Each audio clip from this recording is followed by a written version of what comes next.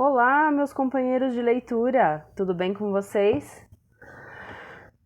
Quarta-feira! Gente, por favor, no último bloco de leitura da menina que não sabia ler, eu pedi desculpas a vocês que me acompanham nas leituras de quarta-feira, porque na semana anterior eu peguei uma virose. Passei muito mal e acabou atrasando todos os meus trabalhos, né? Todas as minhas atividades em casa, com os meus filhos e a minha rotina. E isso fez com que as leituras acabassem ficando de lado. Mas, conforme prometido, vamos para o último bloco, para os últimos capítulos de Ramsés, o Filho da Luz. No bloco anterior, nós acompanhamos o casamento de Ramsés e Nefertari e descobrimos que era Sari o responsável pelos atentados contra a vida de Ramsés. E o autor dava a entender que o responsável era Shenar. Ardiloso esse nosso autor, gosta de surpreender os leitores. Isso foi muito legal. Eu adoro essas reviravoltas literárias. E vocês? Me contem aí nos comentários. Eu quero saber de vocês. Se vocês gostam dessas reviravoltas, desses, né? O inesperado. Bom, é isso, gente. Vamos lá? Muito obrigada por me acompanharem, muito obrigada por curtirem os vídeos, por assistirem os vídeos, por acompanharem as leituras. Muito obrigada de coração. Se você chegou até aqui, deixa seu like, deixa um comentário, salva, compartilha o vídeo, se inscreve no canal. Nada disso é obrigatório, mas tudo isso ajuda, não só a mim, mas também aos outros produtores de conteúdo do YouTube. E se você quiser acompanhar as leituras de forma diária, tá aí na descrição do vídeo o link para o aplicativo Quai, Quai, cada um fala de um jeito, eu até hoje não descobri o jeito certo, então tá valendo. Acessa o link, se inscreve, é isso. Vamos lá? Mais um bloquinho, último bloco, final do livro. O Filho da Luz? Então vamos lá. Capítulo 48. Shenar desenvolvia uma atividade frenética. Corria de um notável para outro. Multiplicava convites, almoços, jantares, recepções e conversas particulares. Não estava levando a sério o seu papel de chefe do protocolo, e sim preocupado em garantir as melhores relações entre as personalidades do reino. Na realidade, Shenar explorava o monumental erro do irmão, ter casado com uma plebeia, oriunda de uma família modesta, para fazer dela a grande esposa real. É verdade que o caso já ocorrera antes e não existia qualquer regra nesse domínio. Mas o filho mais velho de Sete obstinava-se em fazer com que a escolha de Ramsés surgisse como um desafio à nobreza e à corte, conseguindo franco sucesso. A independência de espírito do regente, num futuro próximo, ameaçaria as regalias adquiridas. E como se comportaria Nefertari? Embriagada por um poder que não deveria nunca possuir, formaria sua própria corte, em detrimento das famílias antigas e influentes. A reputação de Ramsés se deteriorava cada vez mais. Que rosto desfigurado! Espantou-se Shenar olhando dolente. Está infeliz? Mais do que posso imaginar. Minha bem-amada irmã, quer desabafar comigo? O meu marido e eu fomos expulsos de Mênfis. Está brincando comigo? Ramsés ameaçou-nos. Ramsés? Mas a que pretexto? com a ajuda do seu maldito Amene, acusou Sari das piores atrocidades. Se não lhe obedecermos, nos levará ao tribunal. Ele possui provas? Dolente ficou atrapalhada. Não, apenas alguns indícios sem valor, mas você conhece a justiça. Poderia nos ser desfavorável. Isso significa que você e o seu marido conspiraram realmente contra Ramsés? A princesa hesitou. Eu não sou o juiz. Diga-me a verdade, irmãzinha. É verdade que conspiramos um bocadinho, mas não me envergonho de tê-lo feito. Ramsés nos eliminará a todos, um a um. Não grite, dolente. Também estou convencido disso. Ela tornou-se dengosa. Então, não está zangado comigo? Pelo contrário, lamento que a sua tentativa tenha falhado. Ramsés julgou que você era o culpado.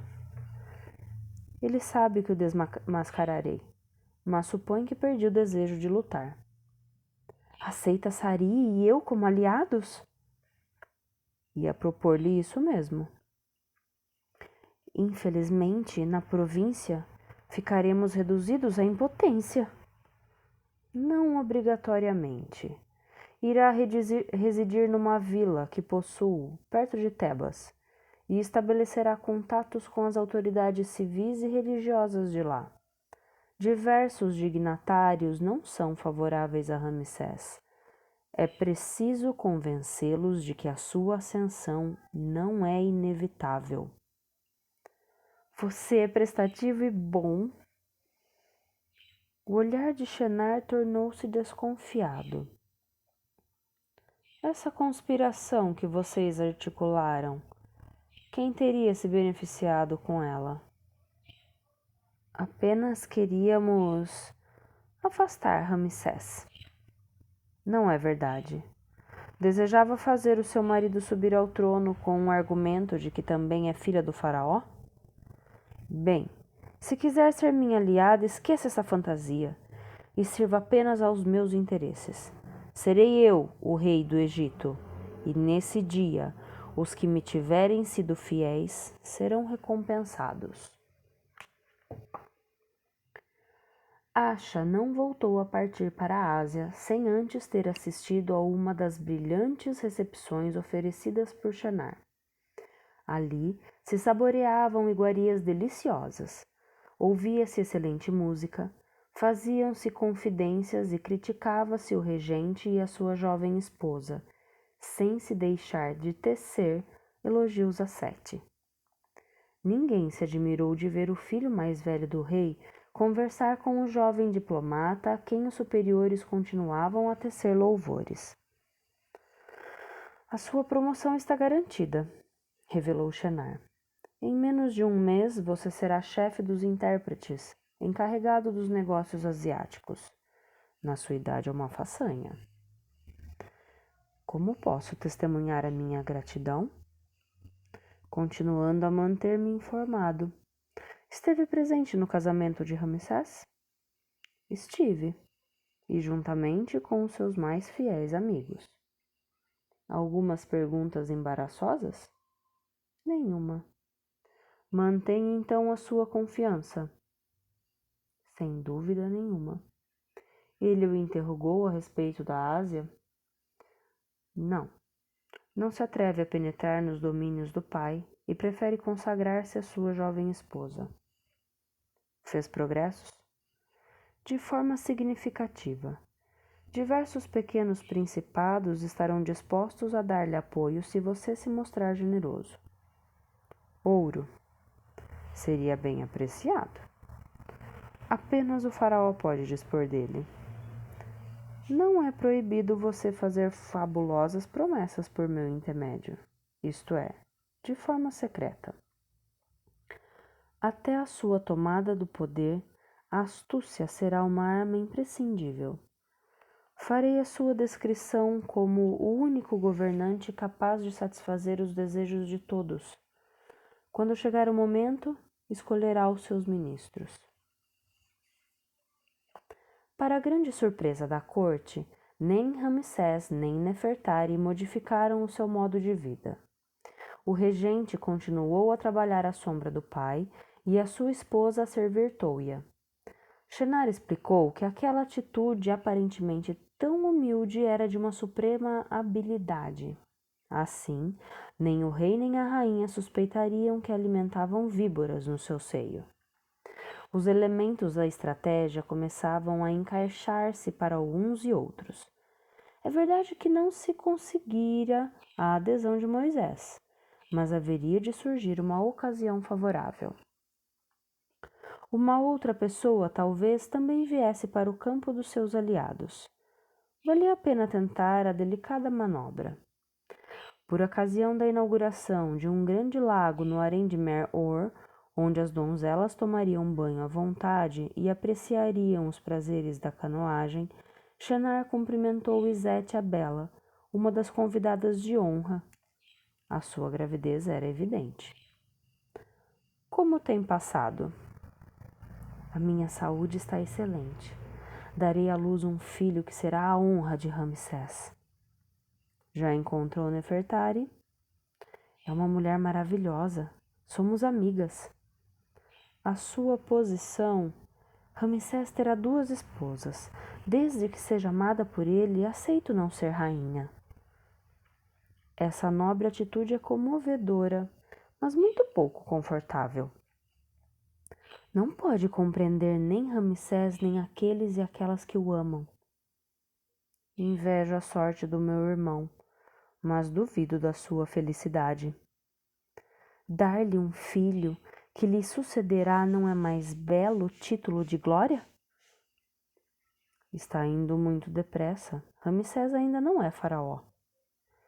Está pondo em dúvida a escolha de Sete? Claro que não. Mas o futuro está cheio de imprevistos. Estimo-a muito, minha querida, bem o sabe.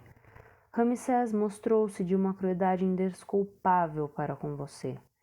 A sua graça, a sua inteligência e a sua nobre linhagem a destinavam a ser a grande esposa real. Este sonho desfez-se. Prefiro a realidade. Eu sou um sonho? Aquilo que Ramsés lhe tirou, eu lhe ofereço.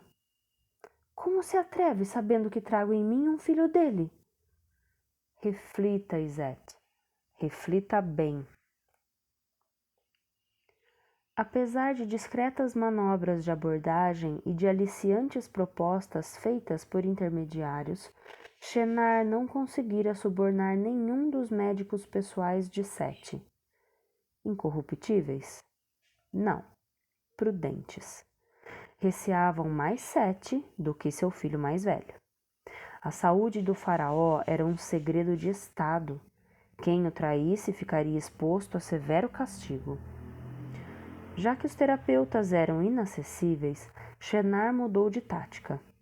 Como eles prescreviam os remédios, o seu fabrico era confiado ao laboratório de um templo. Faltava saber qual. A investigação exigiu muita habilidade, mas obteve êxito. Era no santuário de Sekhmet que eram preparadas as poções e as pílulas destinadas a Sete. Subornar o chefe do laboratório, um homem idoso, viúvo e rico, apresentava demasiados riscos. Em contrapartida, a investigação feita sobre seus assistentes mostrou-se produtiva. Um deles, um quadragenário casado com uma mulher mais nova, queixava-se da mediocridade do seu salário, que não lhe permitia comprar vestidos, joias e ungüentos em quantidade suficiente. A presa parecia fácil, e foi. De acordo com os remédios prescritos ao pai, Shenar deduziu que Sete sofria de uma grave doença de evolução lenta. Dentro de 3, 4 anos no máximo, o trono estaria vago. Próximo da época das colheitas, Sete fez a oferenda do vinho à sua deusa protetora, uma cobra benéfica cuja estátua em basalto protegia os campos.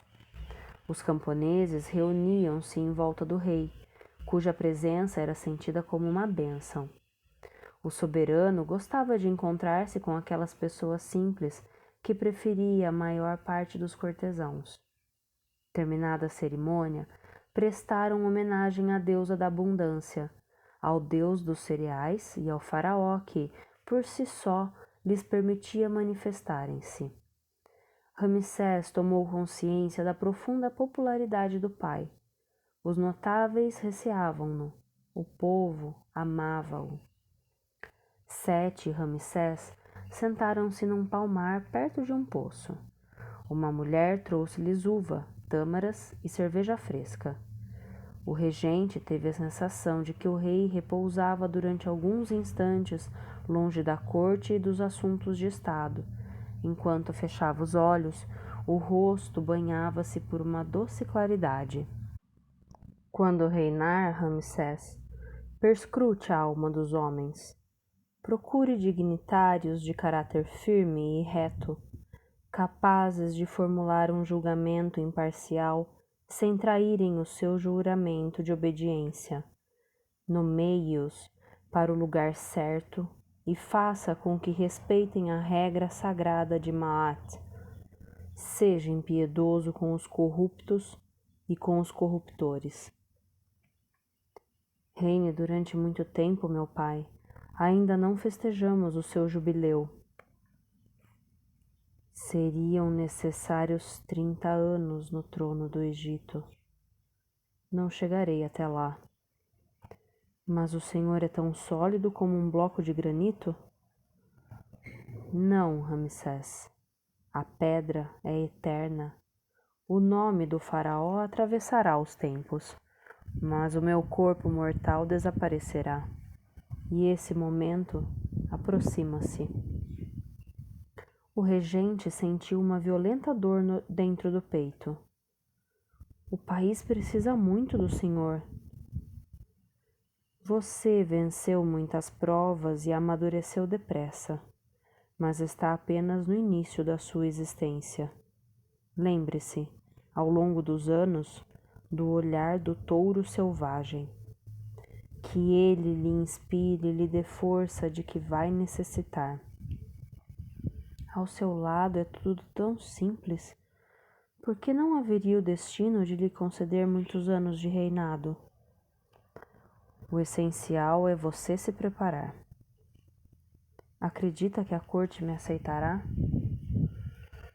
Depois do meu desaparecimento, muitos invejosos lhe barrarão o caminho e abrirão armadilhas sob os seus pés. Então, sozinho, travará o seu primeiro grande combate. Não terei nenhum aliado? Não confie em ninguém. Não terá irmã nem irmão. Será aquele a quem muito ajudou que o trairá. Será o pobre que enriqueceu que o ferirá pelas costas.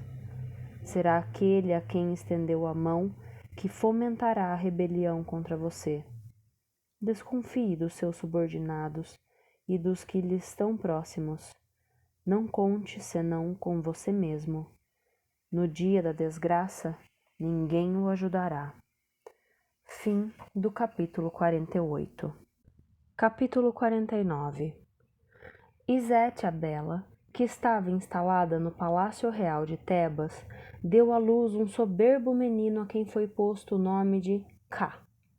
Nota de rodapé, mais exatamente Ka-en-Kasset, o que aparece em Tebas. Voltando ao texto.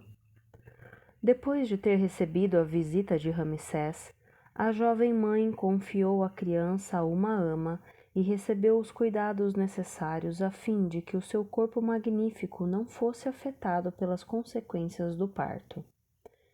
Ramsés estava orgulhoso do seu primogênito. Feliz com a sua felicidade, Isete a Bela prometeu dar-lhe outros filhos se ele continuasse a amá-la. No entanto, depois da sua partida, sentiu-se muito só e lembrou-se das palavras venenosas de Shinar. Ramsés deixava-a para ir ter com Nefertari. Exasperante a força de ser discreta e atenciosa. Seria tão fácil detestá-la. Mas a esposa principal de Ramsés começava a conquistar os corações e os espíritos, mesmo sem querer, pelo seu simples esplendor. Isete, a bela, fora conquistada a ponto de aceitar o comportamento de Ramsés. Mas aquela solidão pesava-lhe. Sentia a falta da pompa da corte de Mênfis, as intermináveis conversas com as amigas de infância, os passeios no Nilo, os banhos nos lagos das suntuosas vilas. Tebas era rica e brilhante, mas Isete não nascera lá. Talvez Shenar tivesse razão. Talvez não devesse perdoar Ramsés por tê-la relegado à categoria de esposa secundária. Homero esmagou as folhas secas de sálvia, reduziu-as a pó e deitou este numa grande concha de caracol. Espetou-lhe uma cana, acendeu a mistura e fumou com delícia. Estranho hábito, comentou Ramsés. Ajuda-me a escrever. Como vai a sua maravilhosa esposa? Nefertari continua a dirigir a casa da rainha. No Egito as mulheres exibem-se muito. Na Grécia são muito mais discretas. Isto é uma queixa? Homero aspirou uma baforada. A bem dizer, não. Nesse ponto você tem toda a razão, mas teria numerosas críticas a formular, se me permitir. Ficarei feliz por ouvi-las. O convite de Ramsés surpreendeu o poeta. Deseja ser fustigado? Se suas censuras permitirem aumentar a felicidade de cada dia, serão bem-vindas. Estranho país. Na Grécia passamos inúmeras horas a falar. Os oradores inflamam-se e as pessoas digladiam-se em guerra aberta. Aqui, quem critica as palavras do faraó? O seu papel é pôr em ação a regra de Maat. Se falhar na sua tarefa, surgem a desordem e a infelicidade, que os homens tanto apreciam. Você não tem nenhuma confiança no indivíduo? Pela minha parte, nenhuma.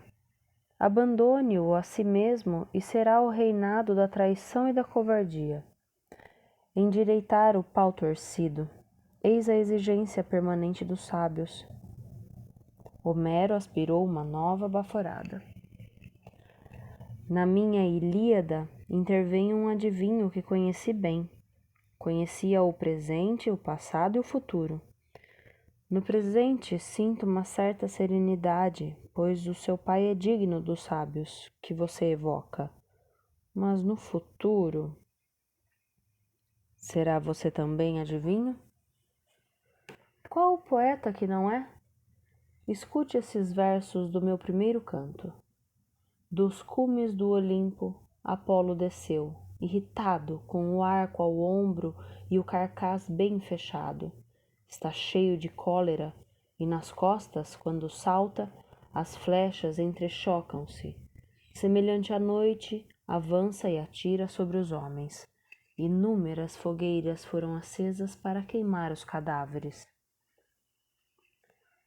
No Egito, apenas alguns criminosos são queimados. Para sofrer pena tão severa, é preciso ter cometido atos abomináveis. Homero pareceu irritado.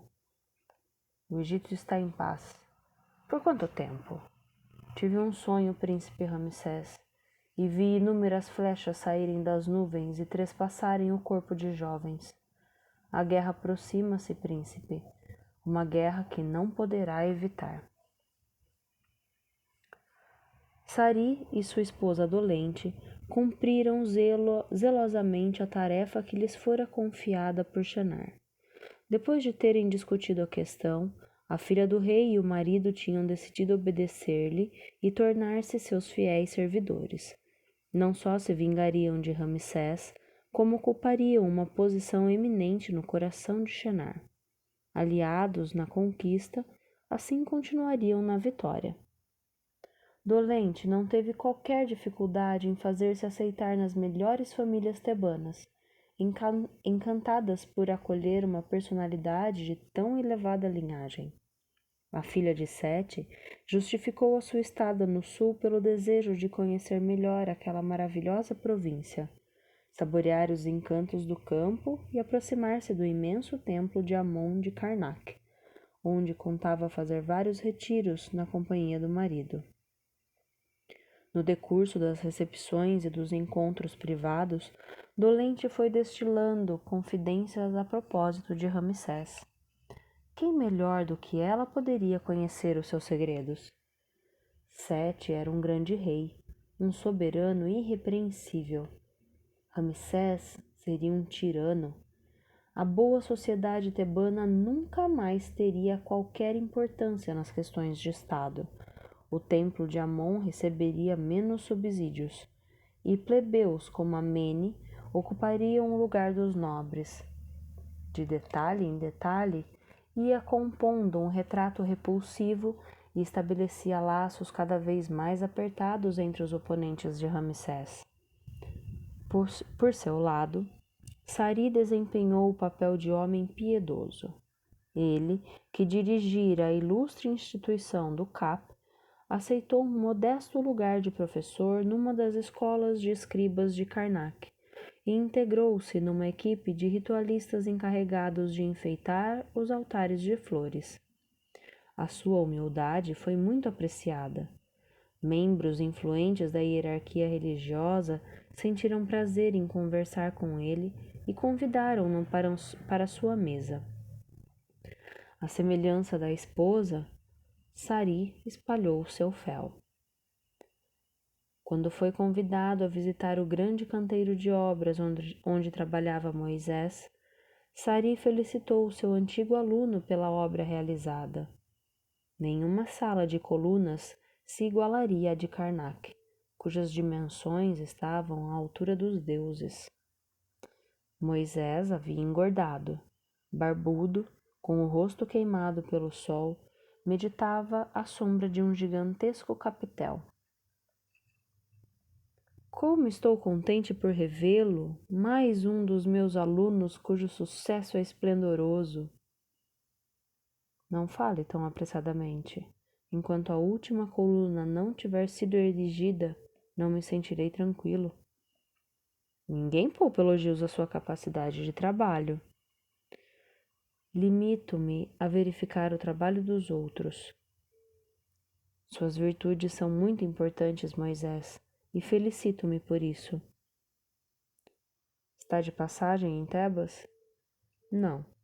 Dolente e eu estamos instalados numa vila nos arredores.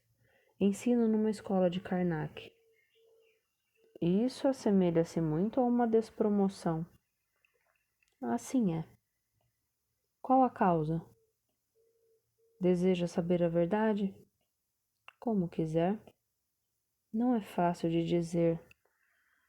Não tenho intenção de obrigá-lo a falar. A culpa é de Ramsés. Lançou terríveis acusações contra sua própria irmã e contra mim. Sem provas? Sem qualquer prova. Caso contrário, não nos teria levado a um tribunal? O argumento abalou Moisés. Ramsés embriaga-se com o seu poder, continuou Sari. A irmã cometeu o erro de exigir mais moderação. De fato, ele não mudou. Seu caráter intransigente e excessivo adapta-se mal às responsabilidades que lhe foram atribuídas. Acredita que sou o primeiro a lamentar que assim seja. Também eu tentei chamá-lo à razão, sem resultado. Este exílio não lhe pesa? Exílio é uma palavra muito pesada. Esta região é magnífica. O templo proporciona o repouso da alma e sinto-me satisfeito por dispensar o meu saber a estas crianças. Para mim, passou a hora das ambições. Considera-se vítima de uma injustiça? Ramsés é o regente. Os abusos de poder são condenáveis. É melhor assim, acredite. Mas desconfie de Ramsés. Por quê? Tenho certeza de que se desembaraçará de todos os seus antigos amigos, um a um, Não importa sob que pretexto. A sua simples presença o incomoda, assim como a Nefertari. Desde o casamento, apenas o casal tem importância. Aquela mulher destrói-lhe o coração e o espírito. Desconfie, Moisés. Para mim, já é tarde demais. Mas a sua vez chegará. O hebreu ficou meditando um pouco mais do que o habitual. Sentia respeito por seu antigo professor, cujo discurso era desprovido de agressividade.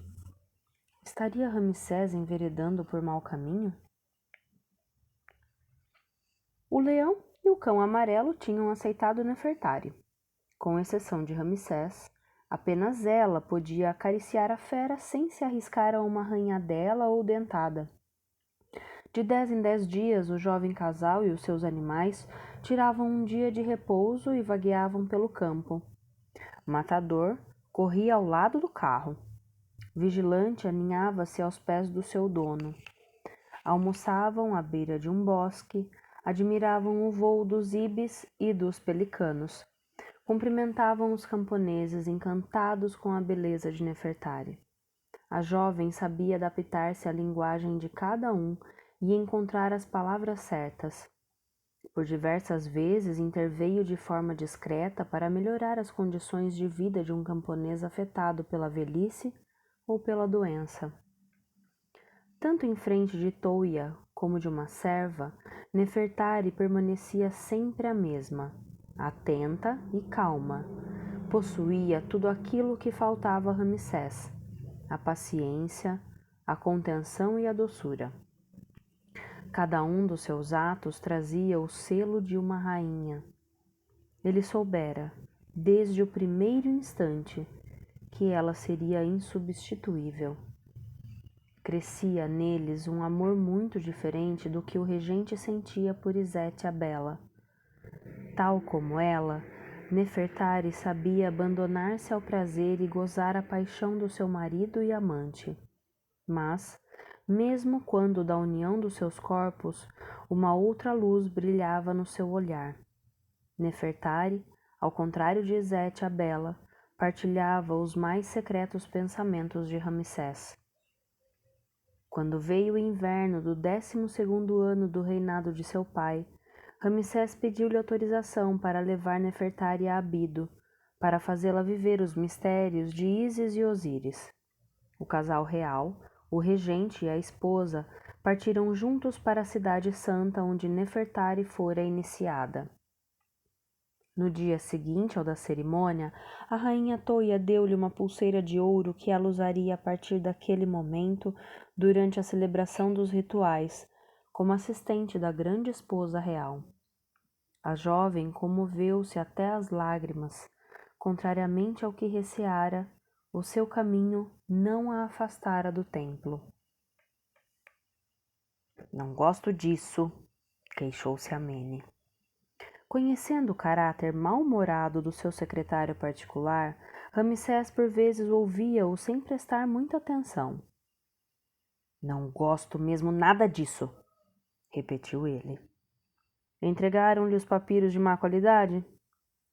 Não se preocupe que eu não os teria aceito. Mas não está notando nada ao seu redor? A saúde do faraó não vai mal. Minha mãe e minha esposa são as melhores amigas do mundo. O país está em paz. Homero escreve. Que mais desejar? Ah, sim, você continua a não ter noiva. Não tenho tempo para me ocupar com essas frivolidades. Mas não notou mais nada? Sinceramente, não. Afogou-se nos olhos de Nefertari. Mas quem pode lhe censurar? Felizmente, eu vigio e escuto. E o que houve? Rumores inquietantes. Estão tentando arruinar a sua reputação. Shenar, o seu irmão mais velho tem sido de uma notável discrição nesses últimos meses. Em contrapartida, as críticas da corte não param de aumentar. Não tem importância. Não sou da mesma opinião. Afastarei todos esses imbecis do meu caminho. Eles sabem disso. observou Amene. É por isso que o combaterão. Saindo dos corredores do palácio ou das salas de recepção das suas suntuosas vilas, eles não têm coragem. Em teoria, tem razão, mas receio uma oposição organizada. Sete escolheu o seu sucessor. O resto não passa de mexericos. Acredita que Shenar tenha renunciado? Você próprio constatou a sua docilidade? É a docilidade que me inquieta. Não corresponde à sua maneira de ser. Preocupa-se à toa, meu amigo. Sete protege-nos. Enquanto viver, pensou Amene, decidido a alertar Ramsés contra o clima venenoso que ia se acentuando. Fim do capítulo 49. Capítulo 50. A filha de Ramsés e Nefertari vivera apenas 2 meses. Fraca, sem apetite, regressara ao reino das sombras. Muito afetada, a jovem mãe causara grande inquietação aos médicos. Durante 3 semanas, Sete magnetizara-a todos os dias, devolvendo-lhe assim a energia necessária para vencer o seu desgosto. O regente manteve-se sempre presente junto à esposa. Nefertari não esboçou um único queixume. A morte raptora atacava muitas vezes os recém-nascidos, sem se preocupar com a sua origem. Do amor que dedicava a Ramsés, nasceria outro filho. O pequeno Ká desenvolvia-se bem. Uma ama tratava dele, enquanto Izete a Bela ocupava um lugar cada vez mais destacado na sociedade tebana. Prestou paciente atenção às queixas de dolente e do marido, admirando-se com a injustiça cometida por Ramsés. Na grande cidade do sul era temida a subida do regente ao trono, considerado um futuro déspota, pouco preocupado com a lei de Maat. Izete a Bela ainda tentou protestar, mas diante de tantos argumentos ficou sem palavras. Amaria um tirano ávido de poder, um monstro desprovido de sensibilidade? Uma vez mais, as palavras de Shenar voltaram-lhe à mente.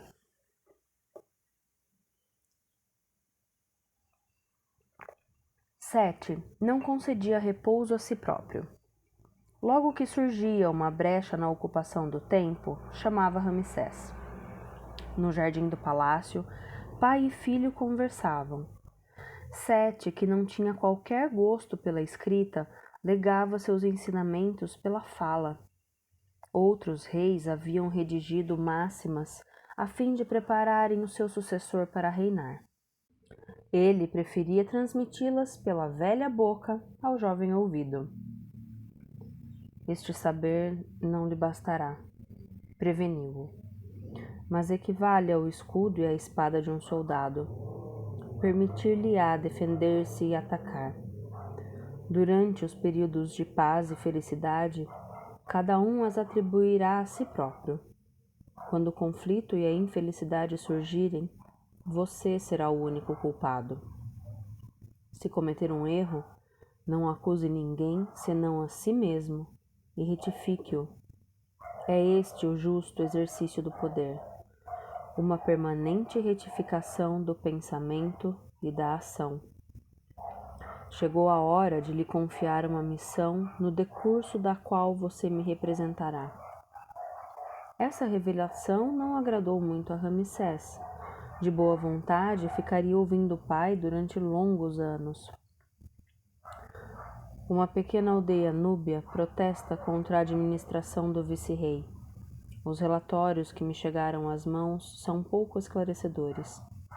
Vá lá e tome uma decisão, em nome do faraó. A núbia continuava tão enfeitiçadora como sempre, a ponto de fazer Ramsés esquecer que não estava em viagem de lazer. Já não sentia qualquer peso sobre os ombros. O ar tépido, o vento a bater nas palmeiras mediterrâneas, o ocre do deserto e o vermelho das rochas davam leveza à sua alma. Teve a tentação de mandar os soldados voltarem para o Egito e perder-se sozinho naquelas paisagens sublimes. Mas o vice-rei da Núbia já se curvava à sua frente, verboso e servil. Os meus relatórios foram esclarecedores? Sete considerou-os confusos. No entanto, a situação é clara. Essa aldeia revoltou-se, deve ser aniquilada. Sofreu alguma perda? Não, devido à minha prudência. Esperava sua vinda. Por que não fez uma intervenção imediata? O vice-rei titubeou. Como havia de saber se são numerosos, se conduz-me ao local? Preparei uma colação e partamos agora. Com este calor, tinha pensado que no fim do dia seria mais propício. O carro de Ramsés pôs-se em marcha. A pequena aldeia núbia dormitava na margem do Nilo, à sombra de um palmar. Os homens ordenhavam as vacas, as mulheres preparavam a refeição. Crianças nuas tomavam banho no rio. Cães magros dormiam junto às casas.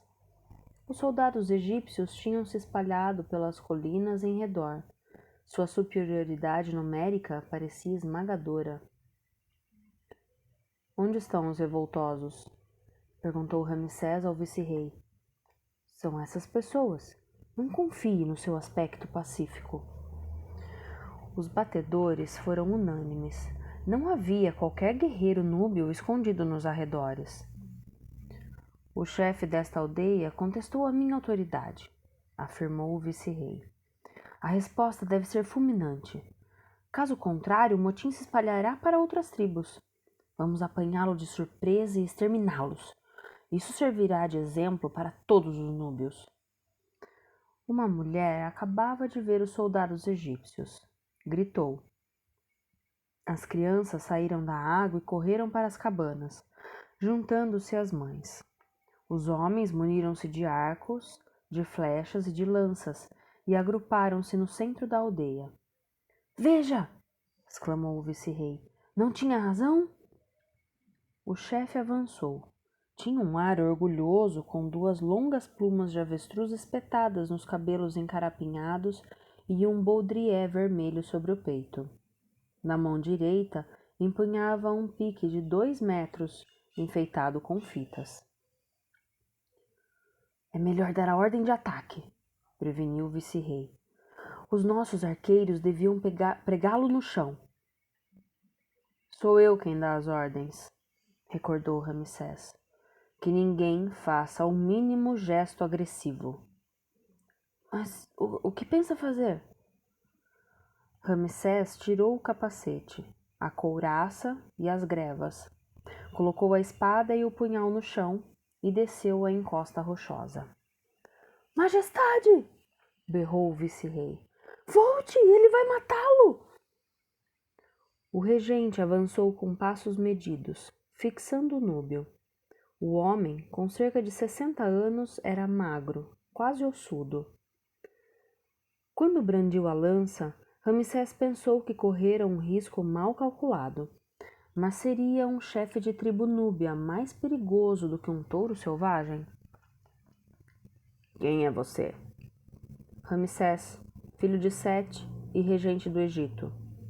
O núbio baixou a arma. Aqui eu sou o chefe. Será enquanto respeitar a lei de Maat.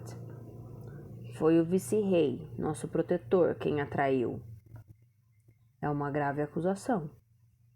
Respeitei os meus compromissos. O vice-rei não manteve a sua palavra. Faça-me as suas queixas. Prometera-nos trigo em troca dos nossos tributos. Onde está ele? Onde estão os tributos? Venha. Seguindo o chefe, Ramsés foi obrigado a passar pelo meio dos seus guerreiros. O vice-rei, convencido de que o matariam ou o fariam refém, tapou o rosto com as mãos. Mas nenhum incidente se verificou. O chefe mostrou ao regente os sacos cheios de poeira de ouro, as peles de pantera, as plumas e os ovos de avestruz, tão apreciados pelas famílias nobres. Se a palavra não for respeitada, lutaremos, mesmo se tivermos que morrer. Ninguém pode viver num mundo sem palavra. Não haverá combate. Tal como prometido, você receberá o trigo, afirmou Ramsés. Shenar teve vontade de acusar Ramsés de fraqueza em relação aos revoltosos núbios, mas o vice-rei desaconselhou-o de utilizar esse argumento. Durante uma longa entrevista secreta entre os dois homens, o vice-rei falou da popularidade crescente de Ramsés entre os militares. Os soldados admiravam a sua bravura, o seu entusiasmo e a sua capacidade de tomar decisões rápidas. Com um chefe assim, não temiam qualquer inimigo.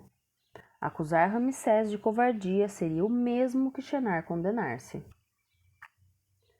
O filho mais velho do faraó rendeu-se aos argumentos do seu interlocutor.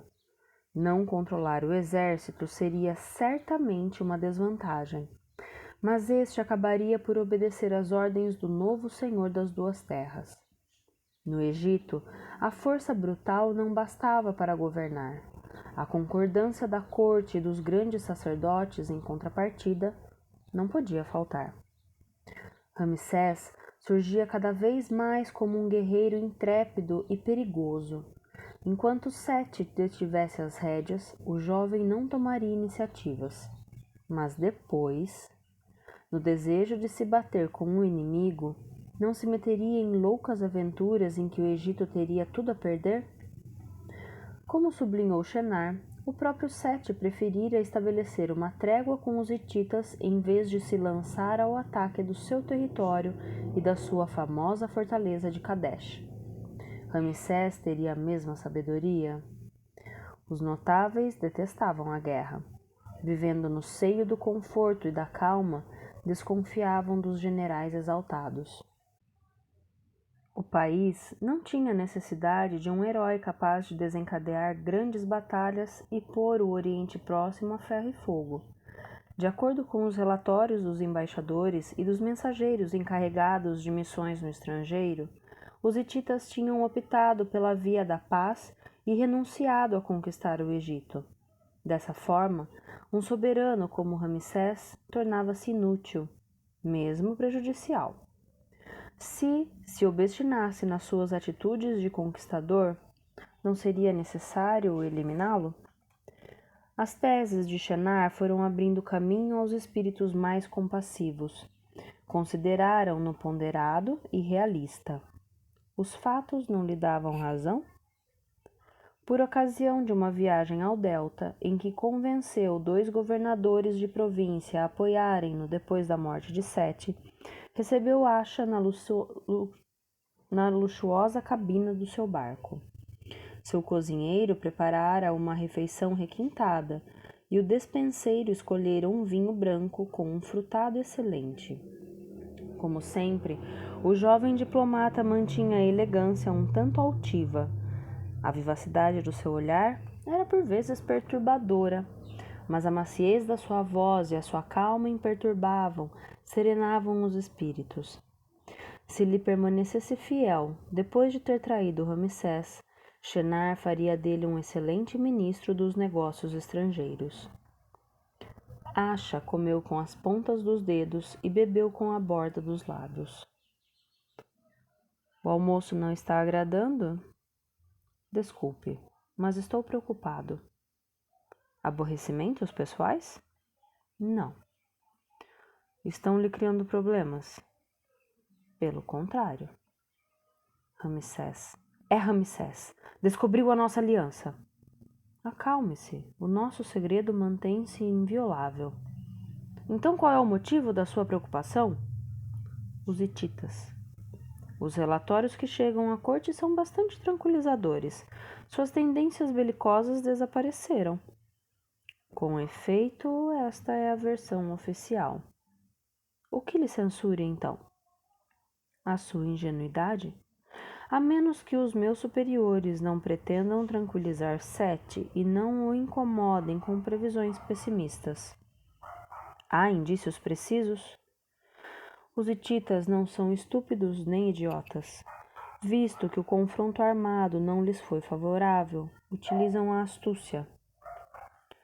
Comprarão a complacência de alguns tiranos locais e fomentarão intrigas miseráveis. É essa a opinião dos especialistas, certamente. Não é a sua? Cada vez menos. O que receia? Que os hititas teçam a sua teia nos nossos protetorados e sejam apanhados na armadilha. Não é verdade. A mínima deserção séria, Sete intervirá. Sete não está informado. Shenar não deixou de levar em consideração os avisos do jovem diplomata, demonstrando até aquele momento notável lucidez. O perigo está iminente? Os hititas adotaram uma estratégia lenta e progressiva. Dentro de 4 ou 5 anos estarão preparados. Continue a observar a sua atuação, mas não fale dela a ninguém a não ser a mim. Está me pedindo muito. E muito ganhará. Fim do capítulo 50. Capítulo 51. A aldeia de pescadores vivia sem ameaças. A beira-mar beneficiava-se da proteção de um esquadrão de guardas reduzido a uma dezena de homens encarregados de observar a circulação dos navios. A tarefa não era pesada. De vez em quando, um barco egípcio tomava a direção norte. O chefe do esquadrão, um sexagenário barrigudo, anotava o nome e a data na sua rota numa prancheta. Quanto aos marinheiros que regressavam do estrangeiro, optavam em geral por uma outra embocadura do Nilo. Os guardas ajudavam os pescadores a puxar as redes e a atracar os barcos. Empanturravam-se de peixe e, nos dias de festa, o chefe do esquadrão concordava em partilhar as rações de vinho fornecidas todas as quinzenas pela administração. As brincadeiras dos golfinhos eram a distração favorita da pequena comunidade. Não se cansavam de observar seus saltos harmoniosos e loucas correrias. À noite, um velho pescador contava lendas. Não longe dali, nos pântanos, a deusa Ísis escondera-se com o seu recém-nascido Horus para o livrar da ira de Sete. Chefe, um barco! Estendido na sua esteira, à hora da sesta, o guarda não tinha qualquer desejo de se levantar. Faça sinal e anote-lhe o nome. Vem na nossa direção. Deve ter visto mal. Vá ver melhor. Vem na nossa direção, tenho certeza.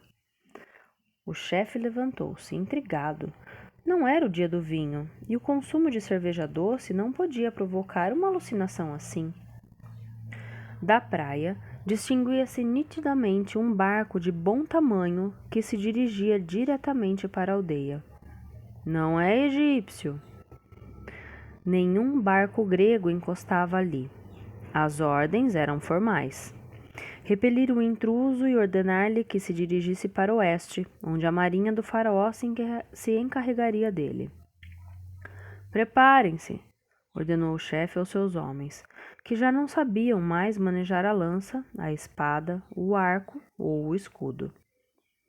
A bordo da estranha embarcação havia homens de pele trigueira, com bigodes frisados, capacetes ornados com 2 chifres, peito protegido por uma couraça metálica e armados com espadas pontiagudas e escudos redondos.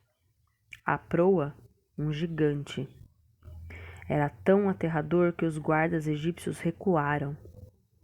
Um demônio, murmurou um deles. É apenas um homem, corrigiu o chefe. Derrubem-no. 2 arqueiros atiraram ao mesmo tempo. A primeira flecha perdeu-se nos ares e a segunda pareceu cravar-se no busto do gigante, que quebrou-a com um golpe da espada, antes que o atingisse. Lá longe! Berrou um guarda. Outro barco! É uma invasão, constatou o chefe. Recuemos. Ramsés conhecia a felicidade. Uma felicidade cotidiana, forte como o vento sul, doce como o vento norte. Nefertari transformava cada instante em plenitude, desfazia as preocupações, orientava os pensamentos para a luz. Junto dela, Os dias iluminavam-se de uma suave claridade. A jovem sabia acalmá-lo sem aniquilar o fogo que o animava, mas não era portadora de um futuro estranho, quase inquietante, o futuro de um reinado que se anunciava. Nefertari surpreendia-o. Poderia contentar-se com uma existência tranquila e faustosa, mas possuía a soberana elegância de uma rainha. De qual destino seria a soberana ou a servidora? Nefertari era um mistério de sorriso encantador, muito próximo do da deusa Hathor, tal como Ramsés a vira no túmulo do primeiro Ramsés, seu antepassado. Izete, a bela, era a terra, Nefertari, o céu. Ramsés tinha necessidade de uma e de outra, mas pela primeira sentia apenas paixão e desejo. Nefertari era o amor. Sete contemplava o pôr do sol quando Ramsés o saudou. O crepúsculo já invadira o palácio. O rei não acendera nenhuma luz. Um relatório alarmante da guarda do Delta, revelou ao filho. Meus conselheiros acreditam que se trata de um incidente menor, mas estou convencido de que estão enganados. O que houve? Piratas atacaram uma aldeia de pescadores à beira do Mediterrâneo. Os guardas encarregados da vigilância costeira bateram em retirada, mas afirmam controlar a situação. Estão mentindo? Vá verificá-lo. Por que essa suspeita? Esses piratas são terríveis ladrões. Se tentarem uma incursão no interior das terras, espalharão o terror. Ramsés revoltou-se. Será que a guarda costeira é incapaz de garantir a nossa segurança? Talvez os responsáveis tenham subestimado o perigo. Partirei imediatamente. O rei contemplou de novo o poente. Teria gostado de acompanhar o filho, rever as paisagens aquáticas do delta, encarnar a autoridade do Estado à frente do exército. Mas após 14 anos de reinado, a doença corroía-o. Por felicidade, a força que pouco a pouco o abandonava passava para o sangue de Ramsés. Os guardas se haviam reagrupado a cerca de 30 quilômetros da costa, num pequeno burgo na margem de um dos braços do Nilo. Tinham edificado às pressas fortificações de madeira enquanto esperavam reforços. À chegada das tropas comandadas pelo regente, saíram dos seus abrigos e correram em sua direção, com o chefe do esquadrão à frente. Este prostrou-se perante o carro de Ramsés. Estamos incólumes, majestade. Nenhum único ferido. Levante-se. A alegria espontânea sucedeu-se um ambiente gelado. Nós não éramos suficientemente numerosos para podermos resistir. Os piratas nos teriam massacrado. O que sabe quanto ao seu avanço? Não abandonaram a costa e apoderaram-se de outra aldeia. Por causa da sua covardia. Majestade, o combate seria desigual. Afaste-se do meu caminho. O chefe do esquadrão mal teve tempo de saltar para o lado. Com o nariz na poeira, nem viu o carro do regente dirigir-se para o barco, almirante de uma imponente frota vinda de Mênfis. Logo que chegou a bordo, Ramsés deu ordem de navegarem para norte. Dominado por um verdadeiro furor contra os piratas e contra os guardas incompetentes, o regente exigiu dos remadores uma sobrecarga de energia. Não só a intensidade não diminuiu, como acabou por transmitir-se ao conjunto da expedição, desejosa de restabelecer a ordem na fronteira marítima do Egito. Ramsés avançou em direção às aldeias. Os piratas, instalados nas duas aldeias de que tinham se apoderado, hesitavam sobre a conduta a seguir: prolongar a vitória ampliando seu domínio sobre a costa, ou tornar a embarcar com o seu saque e atacar de novo num futuro próximo. O ataque de Ramsés surpreendeu-os à hora do almoço, quando grelhavam um peixe. Apesar da enorme superioridade numérica do adversário, Os piratas defenderam-se com incrível ferocidade. Só o gigante repeliu uns 20 soldados, mas acabou por sucumbir ao número do contingente egípcio. Mais da metade dos piratas estava morta, os barcos em chamas. Mas o chefe pirata recusava-se a baixar a cabeça perante Ramsés. Seu nome? Serra-Mana. De onde vem? Da Sardenha. Você me venceu, mas outros barcos pardos hão de vingar-me. Aparecerão às dezenas e não poderá detê-los. Queremos as riquezas do Egito e havemos de tê-las. Por que não se contentam com o seu próprio país? A conquista é a nossa razão de ser. Seus miseráveis soldados não resistirão por muito tempo. Chocado pela insolência do pirata, um soldado ergueu a sua acha para lhe fender o crânio. Recue! Ordenou Ramsés e se voltou para seus soldados. Qual de vocês aceita bater-se em combate singular com este homem? Não se apresentou nenhum voluntário. Serra-Mana zombou. Vocês não são guerreiros? O que procura? A pergunta surpreendeu o gigante. Riqueza, claro. E além disso, mulheres, o melhor vinho, uma vila com terras. Se lhe oferecer tudo isso, aceita tornar-se chefe da minha guarda pessoal? Os olhos do gigante arregalaram-se como se lhe quisessem saltar do rosto. Mate-me, mas não caçoe de mim. Um verdadeiro guerreiro sabe tomar uma decisão sem hesitar. Quer servir-me ou morrer? Libertem-me! Receosos, 2 soldados libertaram-lhe os pulsos. Ramsés era grande, mas Serra-Mana ultrapassava-o em mais de uma cabeça. Deu 2 passos na direção do regente e os arqueiros egípcios apontaram suas flechas para ele. Se lançasse sobre Ramsés e provocasse um corpo a corpo para o estrangular com suas enormes mãos, teriam possibilidade de atirar sem ferir o filho de Sete? Ramsés leu nos olhos do sardo o desejo de matar, mas permaneceu de braços cruzados, como se não se preocupasse com isso. O seu adversário não conseguiu captar no regente o mínimo indício de medo. Serra-Mana pôs um joelho na terra e baixou a cabeça. Ordene e eu lhe obedecerei. Fim do capítulo 51. Capítulo 52. A fina sociedade de Mênfis ficou escandalizada. Não oferecia suficiente filhos valorosos ao exército? Não seriam dignos de garantir a segurança do regente?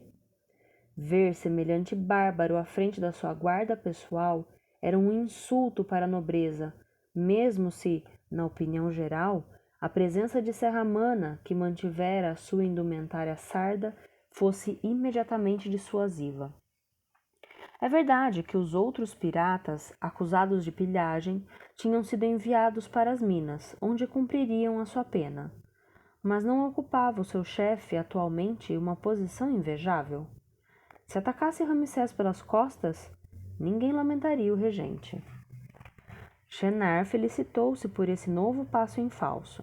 Aquela decisão revoltante provava que apenas a força brutal fascinava o irmão. Todos não estavam cientes de que trocava os banquetes e recepções por intermináveis passeios a cavalo no deserto, treinos intensivos no arco e flecha e no manejo da espada, bem como perigosos combates com o seu leão. Serra-Mana tornou-se o seu companheiro privilegiado. Transmitiram um ao outro a respectiva ciência do combate de mãos nuas ou de arma em punho, e acabaram por aliar poder e destreza. Os egípcios, colocados sob o comando do gigante, não esboçaram qualquer queixa. Também eles receberam uma formação intensiva que lhes fez soldados de elite, alojados e alimentados em excelentes condições. Ramsés manteve as suas promessas. Serra-Mana tornou-se proprietário de uma vila de 8 divisões, com um poço e um jardim cheio de árvores. Sua cave foi recheada com ânforas de vinho velho e o seu leito acolheu líbias e núbias pouco esquisitas, fascinadas pela estatura do estrangeiro. Embora permanecesse fiel ao seu capacete, à sua couraça, à sua espada e ao seu escudo redondo, o sardo esqueceu a sua terra natal. Lá era pobre e desprezado. No Egito, rico e considerado. Dedicou a Ramsés um infinito reconhecimento. Não só lhe salvar a vida, como, mais ainda, lhe conceder aquilo com que sempre sonhara. Quem quer que fosse que ameaçasse o regente, teria de haver-se com ele. A cheia do 14º ano de reinado de Sete anunciava-se má. A fraca subida das águas podia provocar um grave problema de fome. Logo que o rei recebeu uma confirmação dos especialistas de Assuã, que perscrutavam o rio e consultavam seus documentos ricos de observações anteriores, chamou Ramsés. Apesar da fadiga que não o abandonava, o faraó levou o filho ao Guedel Silsilé, no ponto em que as margens se aproximavam. De acordo com as antigas tradições, Hapi, a energia da cheia, saía daquele ponto, de 2 cavernas, criando uma água pura e boa para beber. A fim de restabelecer a harmonia, Sete ofereceu ao rio 54 jarras de leite, 300 pães brancos, 70 bolos, 28 potes de mel, 28 cestos de uvas, 24 de figos, 28 de tâmaras, romãs, frutos do sísifo, pepinos, feijões, figurinhas de faiança, 48 jarras de incenso, ouro, prata, cobre, alabastro, bolos em forma de vitelas, de patos, de crocodilos e de hipopótamos. 3 dias mais tarde, o nível da água tinha subido, mas ainda de forma insuficiente. Apenas restava uma tênue esperança. A casa de vida de Heliópolis era a mais antiga do Egito. Ali eram conservados os livros que encerravam os mistérios do céu e da terra, os rituais secretos, os mapas do céu, os anais reais, as profecias, os textos mitológicos, as obras de medicina e de cirurgia, os tratados de matemática e de geometria, as chaves de interpretação dos sonhos, os dicionários de hieróglifos, os manuais de arquitetura, escultura e pintura, os inventários de objetos rituais que os templos deviam possuir, os calendários das festas, as recolhas de fórmulas mágicas, as sabedorias redigidas pelos antigos e os textos de transformação em luz, permitindo viajar para o outro mundo. Para um faraó, declarou Sete, não há lugar mais importante. Quando as dúvidas o assaltarem, venha aqui e consulte os arquivos. A casa de vida é o passado, o presente e o futuro do Egito. Procure os seus ensinamentos e verá, como eu vi. Sete pediu ao superior da casa de vida, um sacerdote idoso que não tinha qualquer contato com o mundo exterior, para lhe trazer o livro do Nilo. Um ritualista encarregou-se desta tarefa. Ramsés reconheceu-o. Não é Bakhen, o controlador das estrebarias do reino? Era, e ao mesmo tempo desempenhava uma função de servidor do templo. Quando fiz 21 anos, abandonei as minhas funções profanas. Robusto, com o rosto quadrado e sem graça, com uma curta barba que lhe endurecia as feições, braços grossos, voz grave e rouca, Bakhen não se assemelhava em nada a um erudito preocupado com a sabedoria dos antigos. Desenrolou os papiros sobre uma mesa de pedra e retirou-se. Não negligencie este homem, recomendou Sete. Dentro de poucas semanas partirá para Tebas e entrará no serviço de Amon de Karnak. O seu destino irá cruzar-se de novo com o dele. O rei leu o venerável documento, redigido por um dos seus predecessores da terceira dinastia, mais de 300 anos atrás. Em contato com o espírito do Nilo, indicava os procedimentos a seguir para satisfazê-lo quando as cheias eram muito fracas. Sete encontrou a solução. A oferenda feita ao Gebel seu Silé deveria ser repetida em Assuã, Tebas e Mênfis. Sete regressou esgotado da longa viagem, quando os mensageiros informaram-no de que a cheia seria quase normal. Deu ordem aos governadores de província para velarem, com particular cuidado, pela qualidade dos diques e das bacias de retenção. Evitada a catástrofe, era necessário não perder a mínima gota de água. Todas as manhãs, o rei, cujo rosto ia definhando, recebeu Ramsés e falou-lhe de Maat, a deusa da justiça simbolizada por uma mulher de aparência frágil, ou por uma pluma, a rectriz, que orienta os voos dos pássaros. Ela apenas devia reinar para manter a coesão entre os seres. Graças ao respeito da regra divina, o sol aceitaria brilhar, o trigo a crescer, o fraco seria protegido pelo forte. Reciprocidade e solidariedade seriam as leis cotidianas do Egito. Ao faraó competia dizer e fazer Maat praticar a retidão, mais importante do que 1000 ações de ostentação. Suas palavras alimentavam a alma de Ramsés, que não se atrevia a interrogar o pai sobre a sua saúde, consciente de que ele se ia separando do cotidiano e contemplava um outro universo cuja energia transmitia ao filho. Este sentiu que não devia desperdiçar um único minuto destes ensinamentos e esqueceu Nefertari, Amene e os seus próximos para assimilar a voz do faraó. A esposa de Ramsés encorajou-o a agir dessa forma. Com o auxílio de Amene, libertou-o de 1001 obrigações para que ele fosse o servidor de Sete e o herdeiro do seu poder. De acordo com as informações obtidas, já não era possível qualquer dúvida.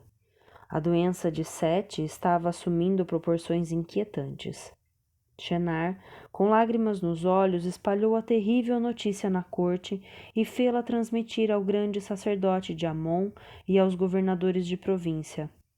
Os médicos mantinham a esperança de poderem prolongar a vida do soberano, mas receavam um desenlace fatal.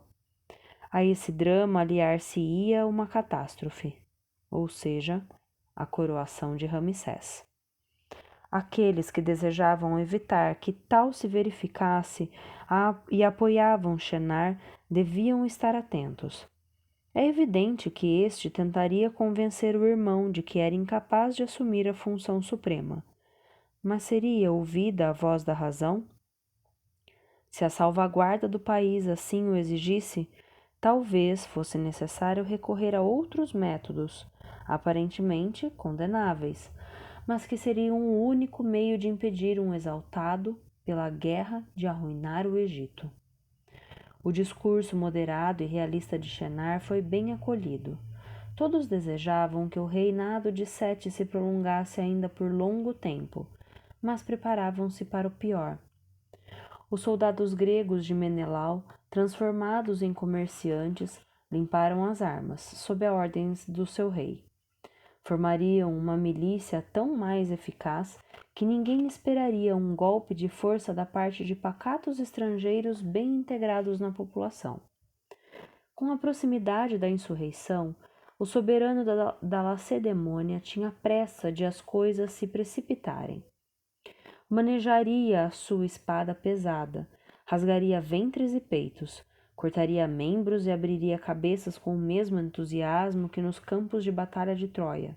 Depois, regressaria a casa com Helena e fá-la-ia pagar por seus erros e infidelidades. Shenar estava otimista. A diversidade e a qualidade dos seus aliados pareciam promissoras. Contudo, havia um personagem que o incomodava: o Sardo Serramana. Contratando-o como chefe da sua guarda pessoal, Ramsés havia contrariado, sem o saber, uma das iniciativas do irmão que fizera alistar um oficial grego na segurança do regente. O mercenário, infelizmente, não poderia aproximar-se de Ramsés sem o consentimento do gigante. A conclusão impunha-se por si própria. Menelau devia assassinar o Sardo, cujo desaparecimento não provocaria qualquer agitação. Todo o dispositivo armado por Shenar estava a postos. Só restava esperar a morte de Sete para dar o sinal de ação. Seu pai não vai recebê-lo esta manhã, lamentou Toia. Seu estado agravou-se? Perguntou Ramsés. O cirurgião desistiu de operá-lo. Para diminuir as dores, administrou-lhe um poderoso sonífero à base de mandrágora. Toia permanecia com uma dignidade notável, mas a tristeza transparecia de suas palavras. Diga-me a verdade. Há alguma esperança? Não acredito. O organismo dele está muito debilitado. Apesar da robusta compleição, seu pai deveria ter tido mais repouso. Mas como convencer um faraó a não se preocupar com a felicidade do seu povo? Ramsés viu lágrimas nos olhos da mãe e apertou-a nos braços. Sete não teme a morte. Sua morada de eternidade está acabada e ele está pronto a comparecer perante Osíris e os juízes do outro mundo. Quando seus atos forem acumulados ao seu lado, não terá nada a recear do monstro que devora os que traíram Maat. É esse o julgamento que apresentarei nesta terra. Como posso ajudá-lo? Prepare-se, meu filho. Prepare-se para fazer viver para a eternidade o nome do seu pai, a fim de colocar os seus passos nos passos dos antepassados, para fazer frente aos rostos desconhecidos do destino. Setaou e Lotus saíram ao cair da noite. A água se retirara das terras baixas e os campos readquiriram o aspecto habitual. Embora de fraca intensidade, a cheia purificara o país, libertando-o de grande quantidade de roedores e de répteis, afogados nas suas tocas. Os que tinham sobrevivido eram os mais resistentes e os mais astutos, mas o veneno do fim do verão tinha características notáveis. O caçador de serpentes escolhera um setor do deserto do leste que conhecia bem. Viviam ali soberbas cobras de mordedura fatal. Setaou dirigiu-se para o esconderijo da maior de todas, de hábitos imperturbáveis. Descalça, Lotus seguia atrás dele. Apesar da sua experiência e do seu sangue frio, recusava-se a deixá-la correr o mínimo perigo. A linda Núbia segurava um pedaço de pau em forma de forquilha, um saco de pano e um frasco de gargalo estreito. Prender o réptil ao chão e fazê-lo cuspir parte do seu veneno eram tarefas banais. A lua cheia iluminava o deserto, irritando as serpentes e incitando-as a se aventurarem para fora do seu território. Setaou cantarolava em voz baixa, insistindo nas notas graves que agradavam às cobras. No local que escolhera, uma cavidade entre duas pedras achatadas, ondulações na areia revelavam a passagem de um enorme réptil. Setaou sentou-se, continuando a cantarolar. A cobra estava atrasada. Lotus atirou-se no chão como uma nadadora que mergulha num lago. Estupefato, Setaou viu-a em luta com a cobra negra que esperava apanhar de surpresa. O combate foi breve. A Núbia enfiou-a no saco. Ela ia atacá-lo pelas costas, explicou. Isso é completamente fora do normal, considerou Setaou. Se as serpentes perdem a cabeça, é porque se aproxima um cataclismo. Fim do capítulo 52. Capítulo 53. Por que não teremos repouso? Declarou Homero. Por curto que seja, até o momento em que a noite virá separar-nos e acalmar o nosso fogo. Sob o pesado escudo que protege todo o corpo, o peito estará encharcado de suor, a mão permanecerá no punho da espada. Esses versos da sua Ilíada anunciam uma volta à guerra? Perguntou Ramsés. Falo apenas do passado. E este não prefigura o futuro? O Egito começa a seduzir-me. Não gostaria de vê-lo mergulhar no caos. Por que esse receio?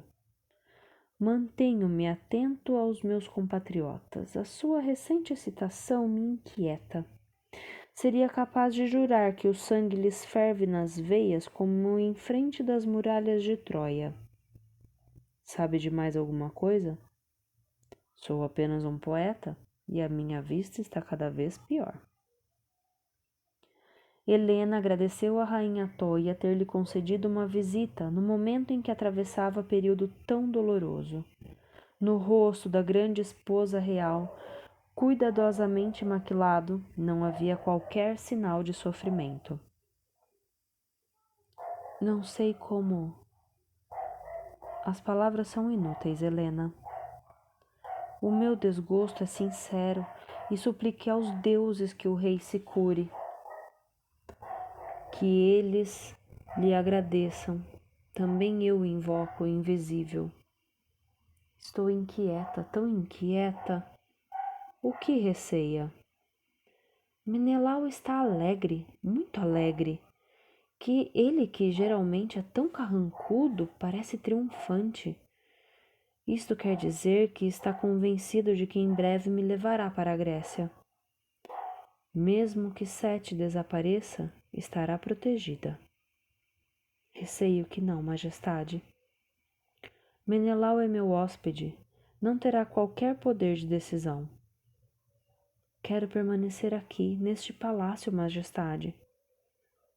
Acalme-se, Helena. Não há qualquer perigo. Apesar das afirmações apaziguadoras da rainha, Helena receava a maldade de Menelau. Sua atitude provava que ele tramava uma conspiração para fazer a mulher sair do Egito. A morte próxima de Sete não seria ocasião sonhada? Helena decidiu investigar a atividade do marido. Talvez a vida de Troia estivesse em perigo. Quando Menelau não conseguia o que queria, tornava-se violento. E o estranho é que já há muito tempo mesmo, que essa violência não se manifestava. Amene leu a carta que Dolente havia escrito a Ramsés.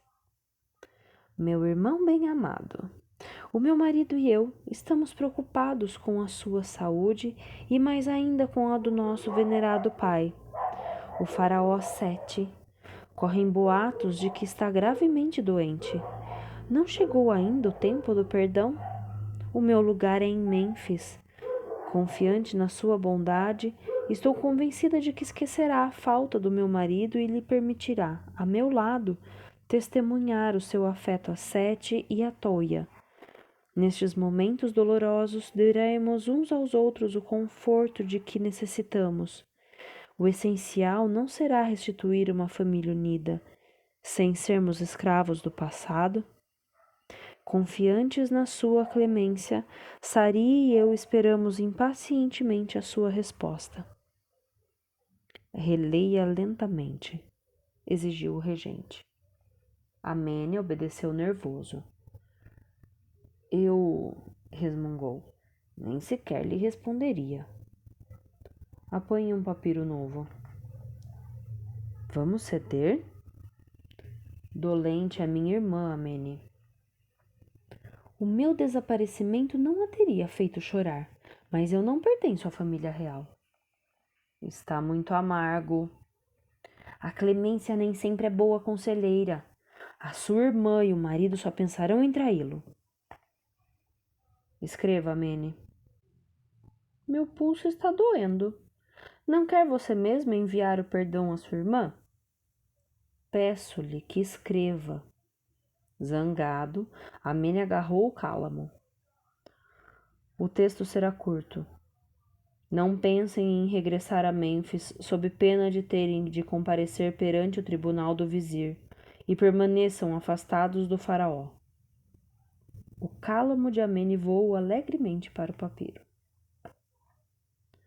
Dolente passou longas horas em companhia de Izete a Bela, depois de lhe ter mostrado a resposta insultuosa de Ramsés.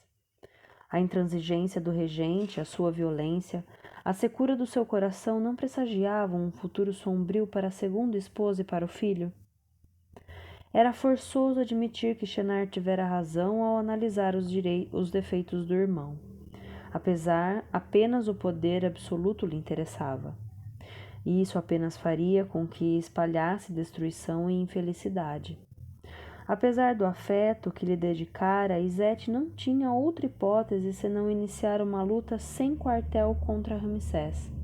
Até Dolente, a sua própria irmã, se via obrigada a agir desse modo. O futuro do Egito era Shenar. Izete, a Bela, deveria esquecer Ramsés, casar com o novo senhor do país e formar uma verdadeira família. Sari acrescentou que o grande sacerdote de Amon e inúmeros outros notáveis partilhavam a opinião de Shenar e o apoiariam quando fizesse valer os seus direitos de sucessão ao trono, depois do desaparecimento de Sete. Devidamente esclarecida, Izete a Bela podia decidir o seu destino. Quando Moisés entrou no canteiro de obras pouco depois da madrugada, nenhum talhador de pedra ainda estava trabalhando. Tratava-se, no entanto, de um dia vulgar e a consciência profissional daqueles trabalhadores de elite não podia ser posta em dúvida. Na sua confraria, qualquer ausência tinha que ser justificada. Mas a sala de colunas de Karnak, que seria a maior do Egito quando terminada, estava deserta. Pela primeira vez, o hebreu saboreou um silêncio que o canto dos malhos e dos cinzéis não perturbava. Contemplou as figuras divinas gravadas nas colunas e admirou as cenas de oferendas que ligavam o faraó às divindades. O sagrado exprimia-se ali como uma extraordinária força que transcendia a alma humana.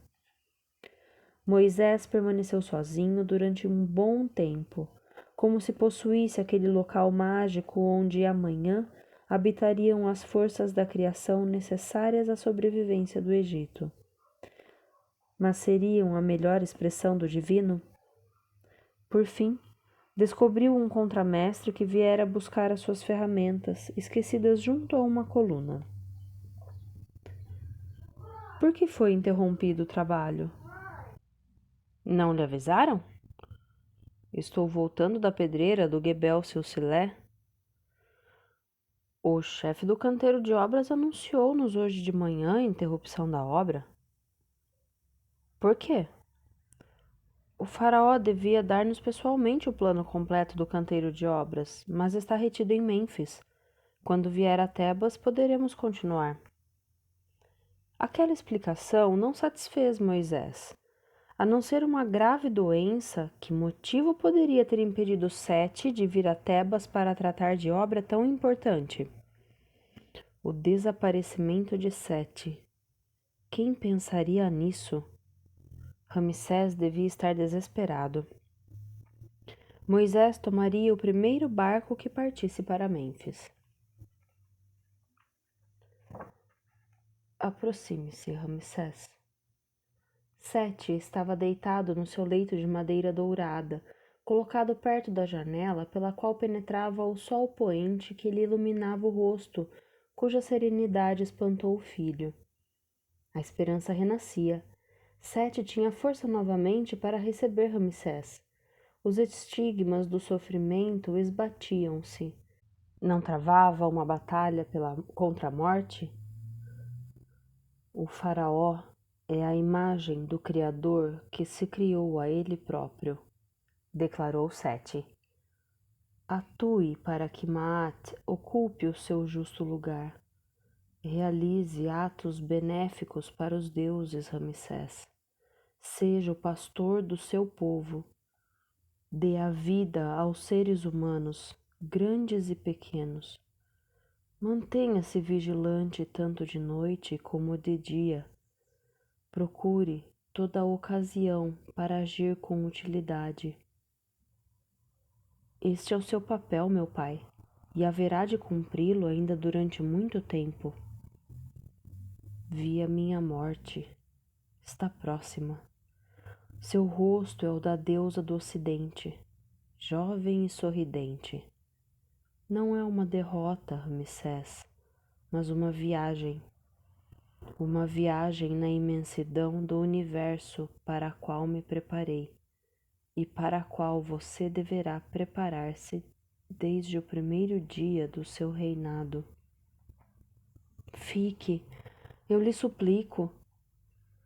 Você nasceu para comandar, não para suplicar. Para mim, chegou a hora de viver a morte e de passar pela prova das transformações no invisível. Se a minha existência foi justa, o céu desposará o meu ser.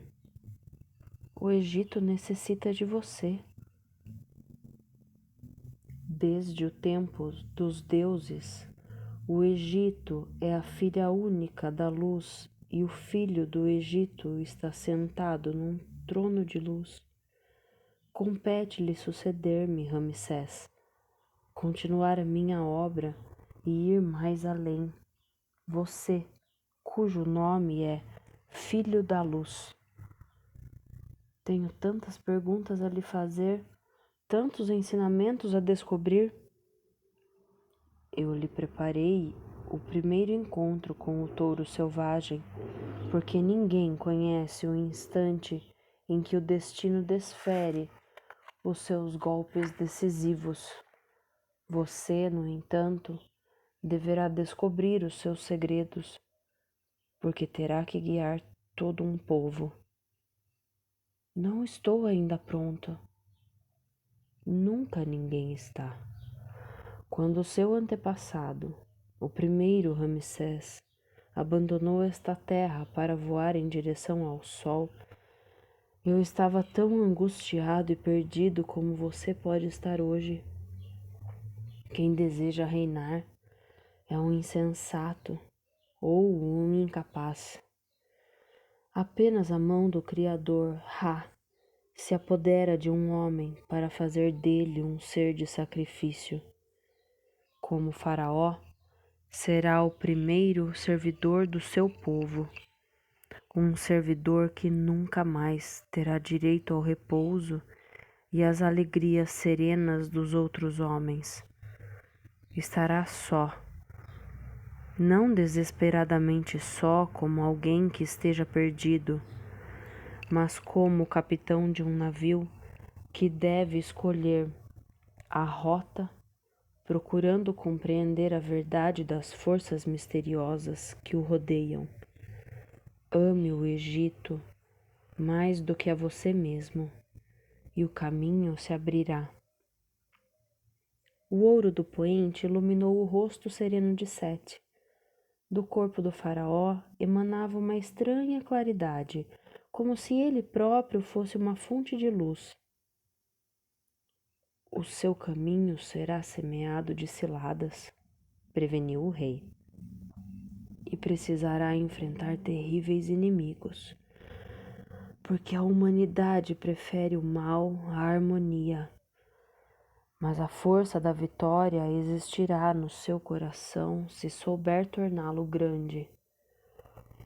A magia de Nefertari o protegerá, porque o seu coração é o de uma grande esposa real. Seja o falcão que voa alto no céu, meu filho, onde o mundo e os seres com o seu olhar penetrante. A voz de Sete extinguiu-se. Os olhos ergueram-se para além do sol, para um outro universo que só ele era capaz de ver. Shenar ainda hesitava em desencadear a ofensiva dos seus aliados. Ninguém duvidava que Sete já estivesse condenado, mas era necessário esperar pelo anúncio oficial da sua morte. Qualquer precipitação iria contra os seus objetivos. Enquanto o faraó vivesse, nenhuma rebelião seria perdoável. Depois, durante o vazio do poder supremo, que duraria 70 dias, o tempo da mumificação, Shenar não teria de enfrentar o rei, mas sim Ramsés. E Sete já não estaria ali para impor como seu sucessor. Menelau e os gregos ferviam de impaciência. Dolente e Sari, que haviam conseguido a adesão de Izete a Bela, tinham-se assegurado da neutralidade benevolente do grande sacerdote de Amon e a amizade ativa de numerosos notáveis tebanos. Meba, o ministro dos negócios estrangeiros, tinha manobrado bem na corte em favor do reinado de Shenar. Abrir-se-ia um precipício sob os pés de Ramsés. O jovem regente de 23 anos cometera o erro de acreditar que as simples palavras do seu pai bastaria para lhe oferecer o trono. Que sorte deveria Shenar reservar-lhe? Se mostrasse razoável, um posto honorífico nos oásis ou na Núbia. Mas não iria ele procurar aliados, por muito miseráveis que fossem, para se revoltar contra o poder instituído? Sua impetuosidade não se adaptaria bem a um exílio definitivo. Não. Era necessário aniquilá-lo para sempre. A morte era a melhor solução. Mas repugnava a Shenar eliminar o próprio irmão. O mais inteligente seria confiá-lo a Menelau, que o levaria para a Grécia sob o pretexto de que o antigo regente, renunciando a tornar-se faraó, tinha vontade de viajar. O rei da Lacedemônia o manteria prisioneiro naquele país longínquo, onde Ramsés definharia, esquecido de todos. Quanto a Nefertari, de acordo com a sua vocação inicial, ficaria reclusa num templo de província. Shenar mandou vir o cabeleireiro, a manicure e o pedicure. O futuro senhor do Egito devia apresentar-se como uma distinção real, sem falhas. Foi a própria esposa real quem anunciou à corte o falecimento de Sete. No 15º ano do seu reinado, o faraó voltara o rosto para o além, para sua mãe celeste que o conceberia todas as noites para fazê-lo renascer ao clarear da madrugada como um novo sol. Seus irmãos, os deuses, o acolheriam no paraíso, onde, curado da morte, viveria de Maat. O período de luto iniciou-se de imediato.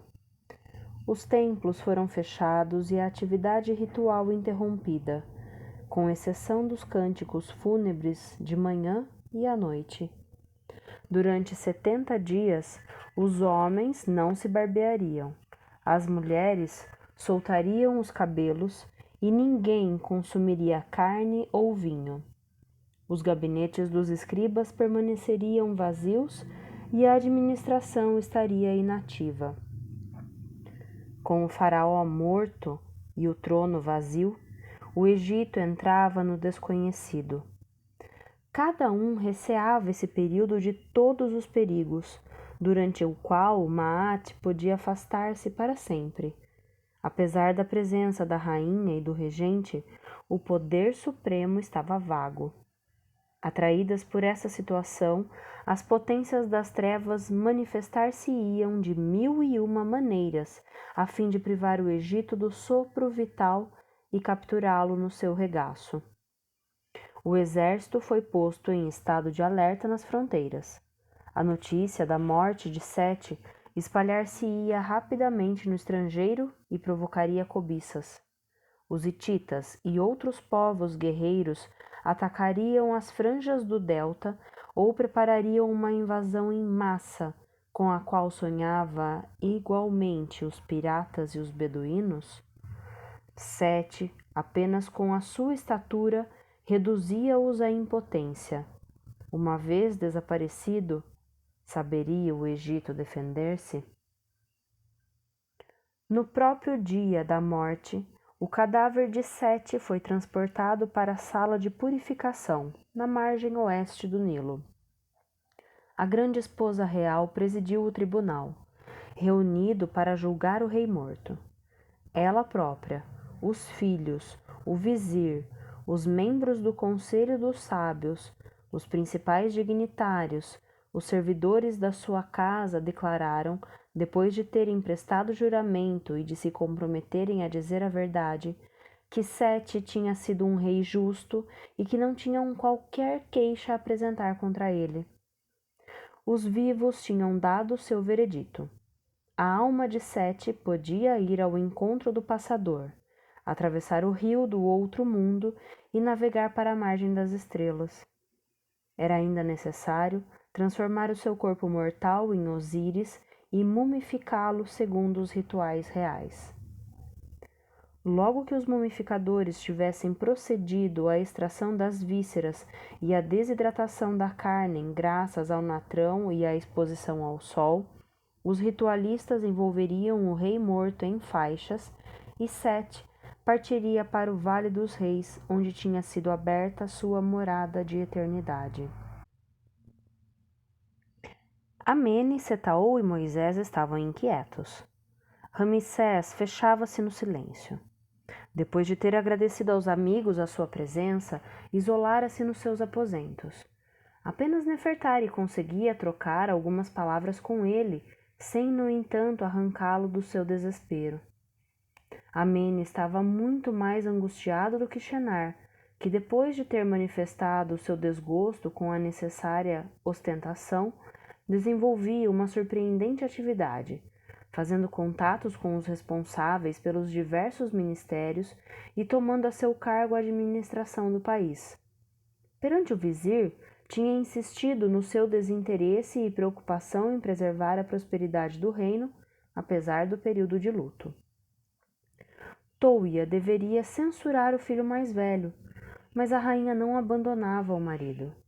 Encarnação da deusa Ísis, desempenhava um papel mágico indispensável à ressurreição. Até o momento em que Osíris Sete fosse depositado no seu sarcófago, o Senhor da Vida, a grande esposa real não se preocuparia com os assuntos deste mundo. Shenar tinha o campo livre. O leão e o cão amarelo-dourado permaneciam junto do dono, como se tentassem atenuar o seu sofrimento. Com Sete, o futuro era risonho. Bastava ouvir os seus conselhos, obedecer-lhe e seguir o seu exemplo. Sob as suas ordens teria sido tão simples e tão agradável reinar. Nem por um instante Ramsés imaginara que ficaria só, sem aquele pai cujo olhar dissipava as trevas. 15 anos de reinado. Como tinham sido breves, demasiado breves. Abido, Karnak, Mênfis, Heliópolis, Gorná, outros tantos templos que cantariam para sempre a glória desse construtor, digno dos faraós do antigo império. Mas ele já não estava ali, e os 23 anos de Ramsés pareciam-lhe simultaneamente demasiados curtos para reinar e demasiado pesados para suportar. Mereceria ele realmente esse nome esmagador de Filho da Luz? Fim do capítulo 53. Fim do primeiro livro da coleção Ramsés, volume 1, O Filho da Luz. Muito obrigada por me acompanharem até aqui nessa leitura. Finalizamos o primeiro livro da coleção. Na semana que vem eu volto com o segundo volume. Um grande beijo para vocês. Deixem os seus comentários, deixem os seus likes, deixem o seu compartilhamento, as suas impressões. Muito, muito obrigada. Para acompanhar as leituras diárias, é só acessar o link e baixar o aplicativo do Quai. Um grande beijo para vocês. Encontro você amanhã, se você está acompanhando a leitura do volume 1 de A Menina que Não Sabia Ler, ou encontro você na semana que vem para continuação dessa coleção mágica do Egito. Um grande beijo, um ótimo final de semana e até semana que vem.